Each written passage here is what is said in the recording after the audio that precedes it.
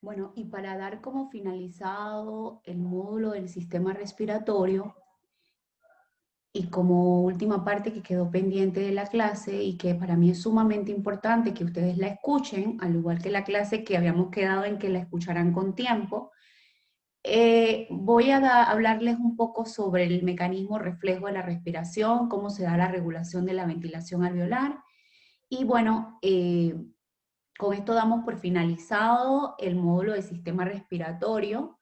Lo más importante, chicos, aquí es que ustedes eh, estudien, repasen, escuchen las grabaciones, pregunten después de haberlas estudiado y pues les sirva de gran ayuda este sistema que ustedes lo van a seguir usando.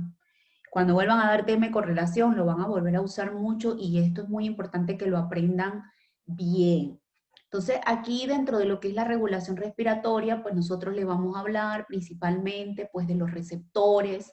Hay receptores que están a nivel de lo que son las pleuras, la cavidad torácica, que son los que detectan distensión de los pulmones y del tórax, ¿verdad? A nivel de los receptores, hay receptores a nivel de los músculos, a nivel de las articulaciones que llevan información al centro respiratorio que está en el bulbo raquídeo. Entonces, la información que viene del centro, una vez integrada, la información que recibe de los receptores viaja hasta los músculos, que son los que van a ejercer el efecto, aumentando el trabajo de los músculos respiratorios para que aumente la cantidad de aire que entra y sale del pulmón y llegue aire fresco al alveolo y se mantengan las presiones parciales y el pH dentro de lo normal. Entonces, esto es lo que vamos a ver en este capítulo de la regulación respiratoria. Y para iniciar les quiero hablar de que a nivel respiratorio existen dos mecanismos neuronales que regulan la respiración.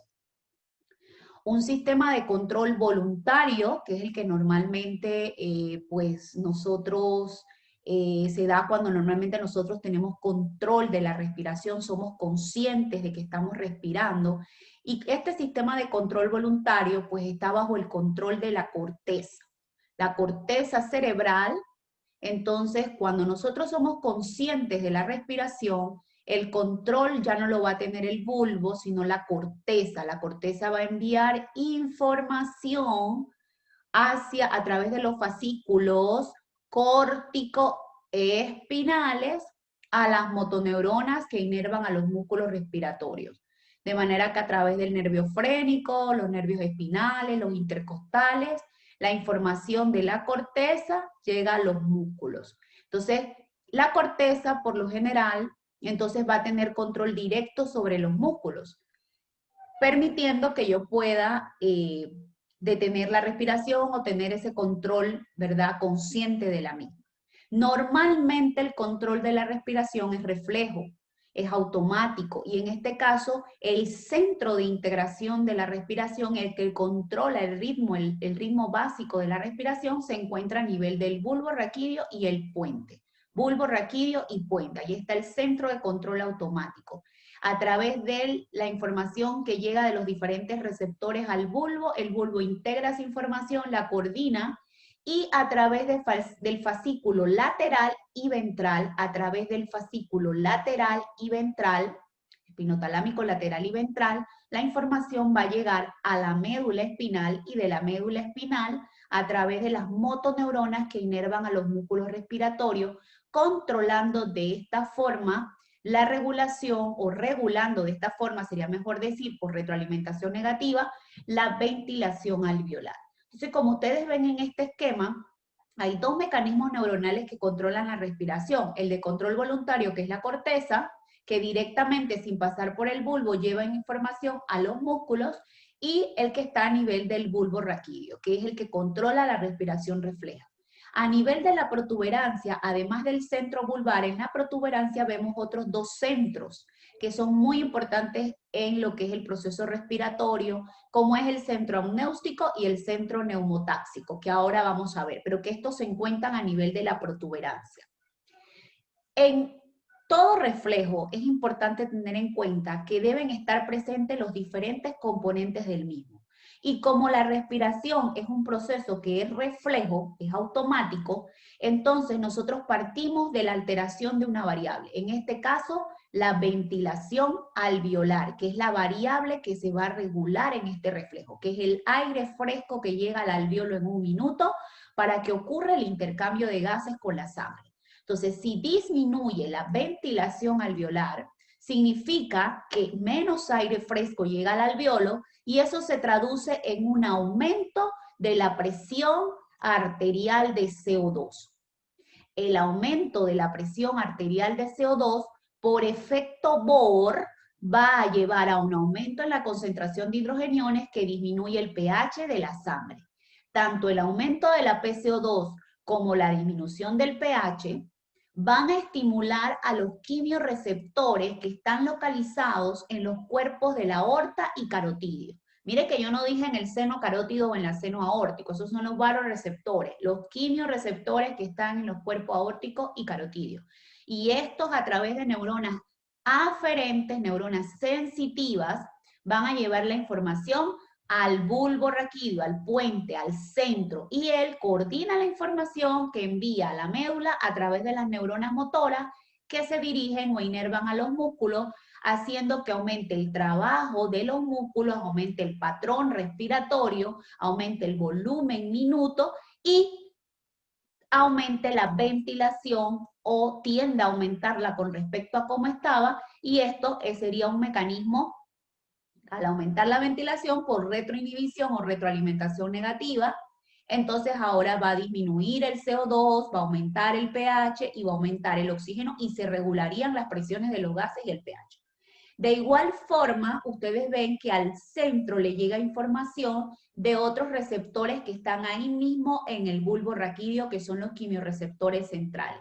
Estos son estimulados por cambios en el pH del líquido cefalorraquídeo, que cambia cuando el CO2 plasmático atraviesa la barrera hematoencefálica y aumenta la concentración de hidrogeniones.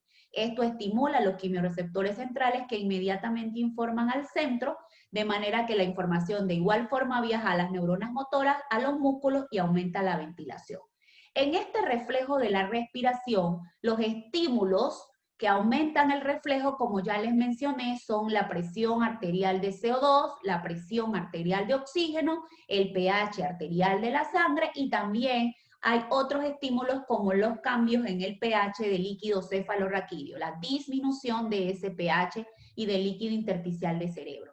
Esos estímulos son captados por unos quimiorreceptores, receptores que detectan cambios químicos. Hay dos quimiorreceptores, los periféricos que están en contacto con el plasma, que se encuentran localizados en el cuerpo de la carótida y en el cuerpo aórtico, y los centrales que están localizados cerca de la superficie ventrolateral del bulbo. Estos quimiorreceptores, la información que ellos captan a través de esos estímulos va a viajar por vías aferentes, pero específicamente esa información viaja vía aferente al centro, pero para los quimiorreceptores periféricos. No sé si me estoy explicando. Los quimiorreceptores periféricos, como son los que están en contacto con el plasma, son los que necesitan una vía aferente que viaja a través del par 9 y 10 al centro vulvar.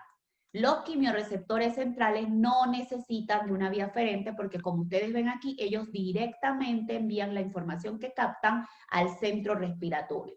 Del centro vulvar la información viaja a la médula y por vías eferentes, que en este caso son los nervios espinales, que son los nervios intercostales, son los nervios cervicales, los nervios torácicos, van a llegar a los músculos, y los músculos van a ser entonces los efectores de este reflejo, aumentando o disminuyendo la ventilación, ya sea el caso que esté presente.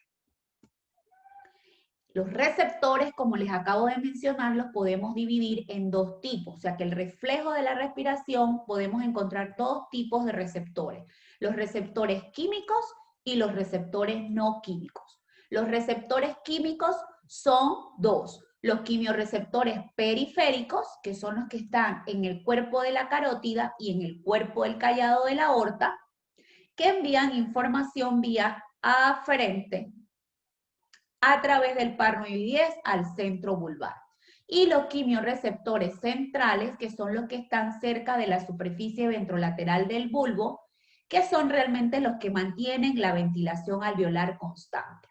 Además, al centro vulvar le llega información de otros receptores que los encontramos a nivel de las vías aéreas, a nivel de las pleuras, a nivel de los músculos, a nivel de lo que es el seno carotídeo, el seno aórtico. Vemos hay receptores de estiramiento que se estimulan ante cambios en los movimientos en la caja torácica de los músculos. Hay receptores que detectan sustancias irritantes, que son las terminaciones nerviosas libres, que llevan también información al bulbo. Hay receptores que también viajan a través de las terminaciones nerviosas libres, que captan el dolor y la temperatura a nivel de cualquiera de los componentes del sistema respiratorio al bulbo. Hay propios receptores que están a nivel de las articulaciones, que también mandan información al bulbo. Y hay receptores que detectan cambios de volumen y cambios de flujo, que también llevan información al bulbo. Los quimiorreceptores en los cuales vamos a hacer énfasis son los químicos. Luego le hablaremos un poco de los otros, pero principalmente vamos a hacer énfasis en los quimiorreceptores centrales. Vamos a iniciar con los quimiorreceptores que están a nivel de la superficie ventrolateral del bulbo, los que están allí cerquita del centro vulvar.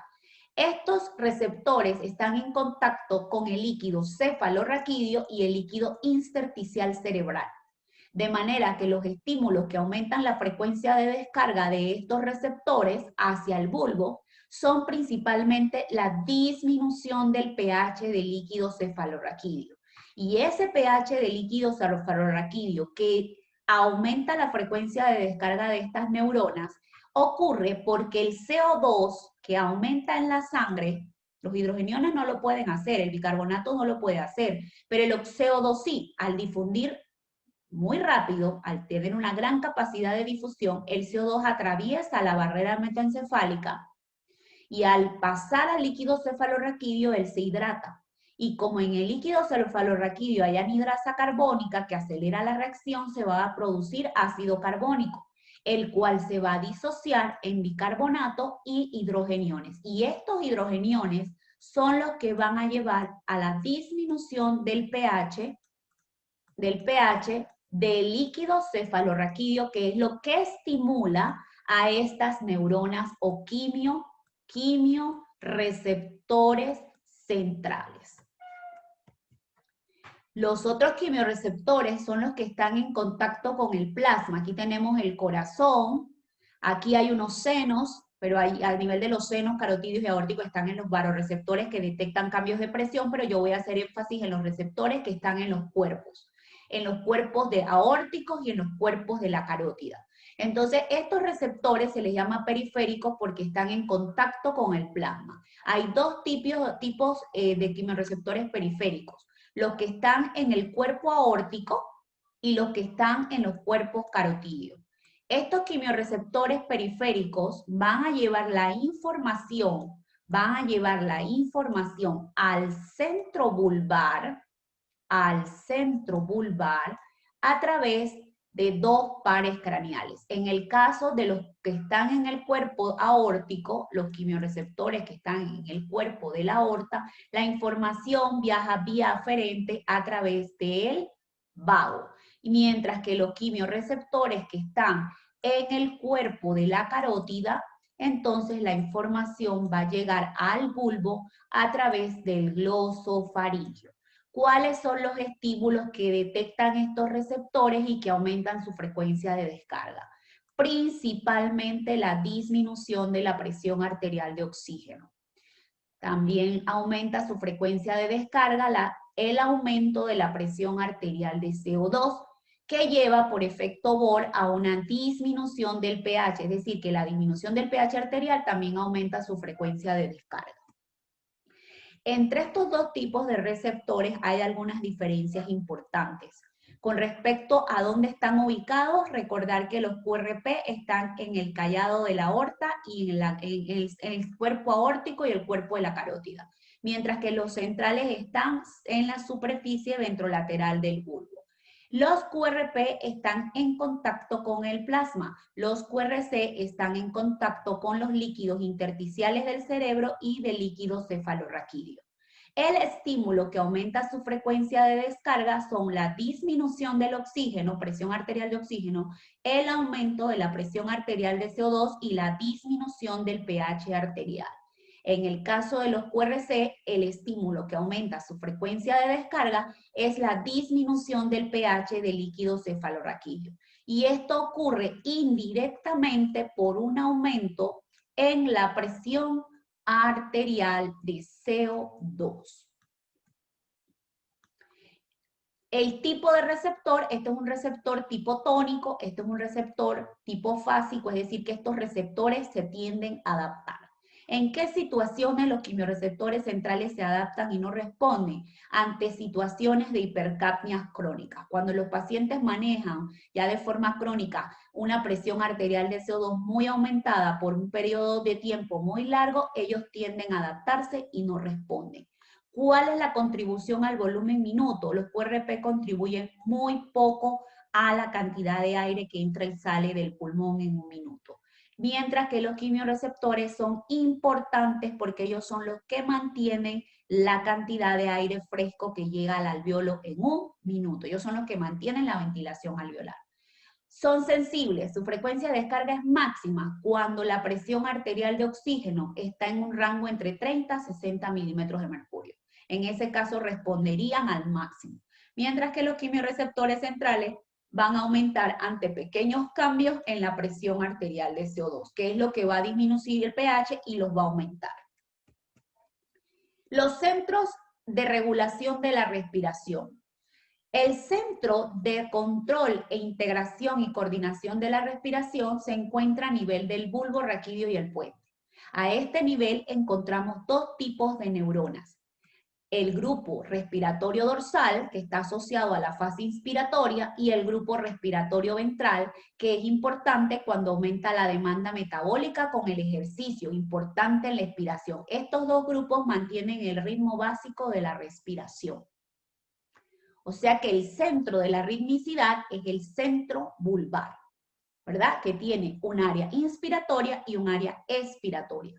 Existen a nivel de la protuberancia, por arriba del bulbo, dos centros más, el centro apnéustico y el centro neumotáxico. El centro neumotáxico inhibe a las neuronas del grupo respiratorio dorsal, es decir, que al inhibirlas, él inhibe la inspiración, ¿sí? Es dominante sobre el centro amnéustico, es dominante sobre el centro amnéustico. El centro neumotáxico domina al amnéustico, lo que permite que ocurra la expiración normal, es decir, que regula el punto en que deja de darse la inspiración y consecuentemente el volumen inspiratorio y la frecuencia respiratoria. Previene la apneusis, que es el cese de la respiración en la inspiración de reposo. Es decir, previene el paro respiratorio en la inspiración. El centro apnéustico activa o estimula la inspiración, porque activa a las neuronas del grupo respiratorio dorsal, acortando la fase expiratoria. E incluso lleva a producir apneusis. Este sí, por eso se llama apnéustico, llega a producir apneusis o paro en la inspiración. Estimula al bulbo raquídeo. Y es importante en el control del volumen corriente. Ya vimos que el centro está a nivel vulvar y a nivel del puente. Entonces, las eferencias, por dónde viaja la información que llega a los músculos. Aquí vemos en color rojo las neuronas inspiratorias. Estas neuronas inspiratorias, aquí tenemos los diferentes pares craneales que encontramos a nivel del bulbo y aquí áreas del cuerpo inervan. Aquí, por ejemplo, vemos el 9, el 10, aquí tenemos el quinto, aquí tenemos el facial, aquí tenemos el 11, aquí tenemos los cordones posteriores, ¿verdad? Entonces, de ahí vienen los cordones posteriores. Entonces, a través del nervio frénico, es decir, del centro respiratorio vulvar, la información viaja a través llega a la médula y va a viajar a través de las neuronas motoras que inervan a los músculos respiratorios, en este caso la información que llega a los músculos respiratorios, a los músculos que participan en la inspiración, que son el diafragma y los intercostales externos, los nervios que inervan a estos músculos son el nervio frénico y los nervios espinales que llegan a los intercostales externos. De esta forma se activan durante la inspiración el diafragma y los intercostales externos. En el caso de las neuronas expiratorias hay que recordar que como la expiración en reposo es pasiva, entonces ahí es relajación de estos músculos. Pero ¿qué pasa cuando la expiración es activa?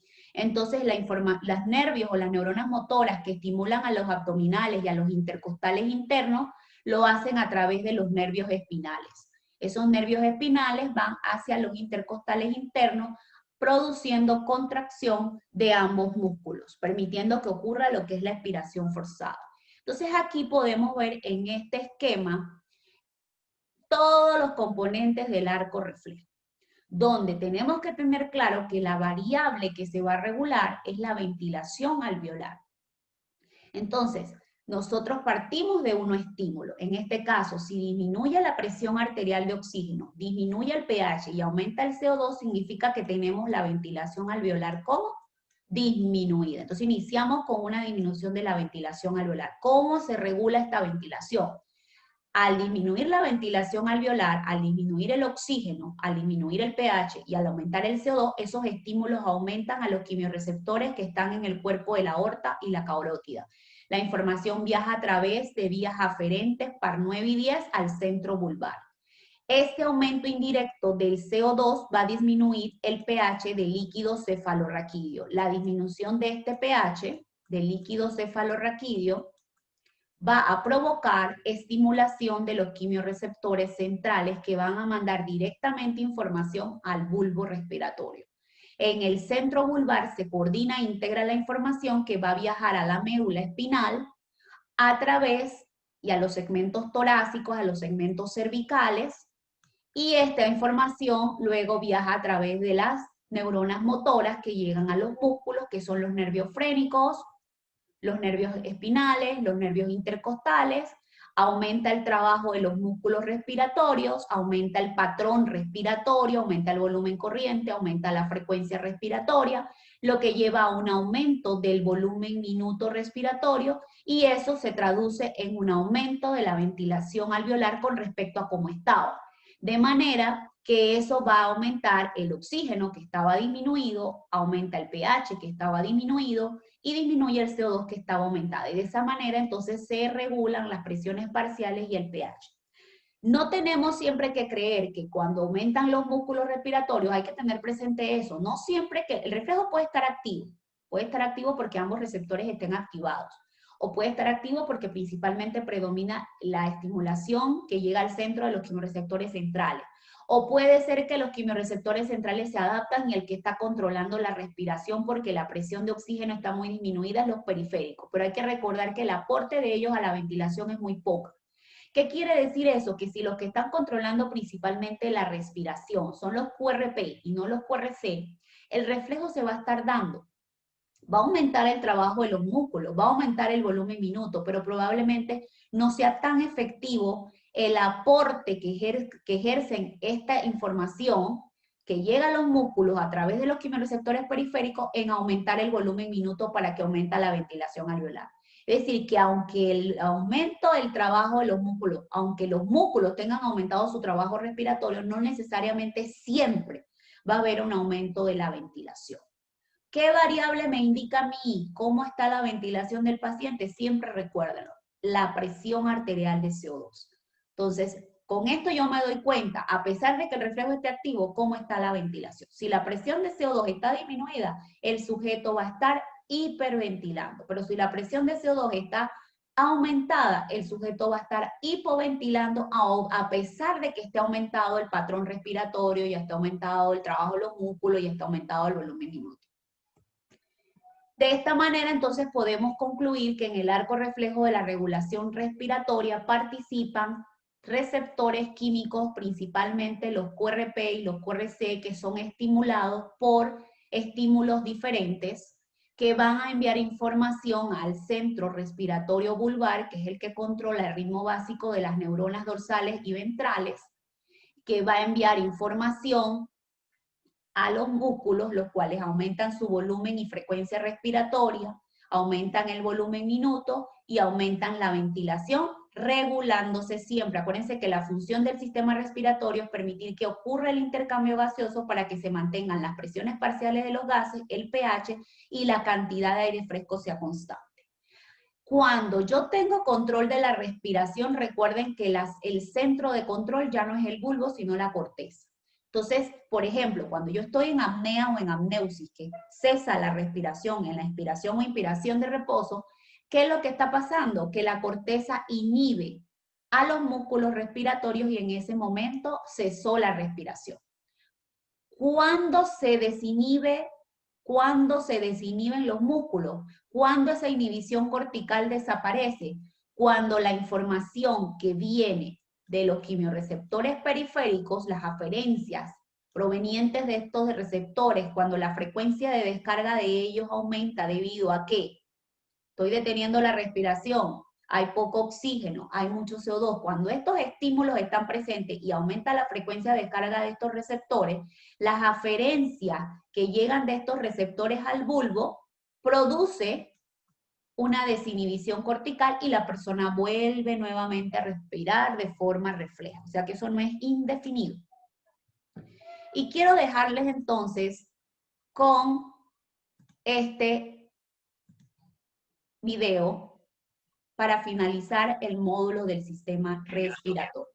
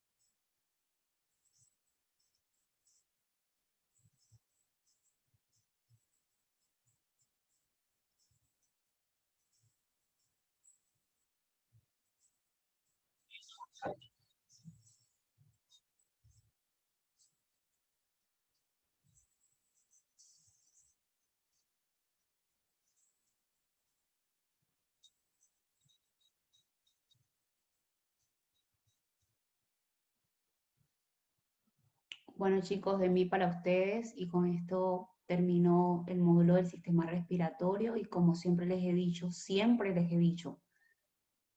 chicos, si se caen, levántense y siempre no pierdan la esperanza, no pierdan su meta.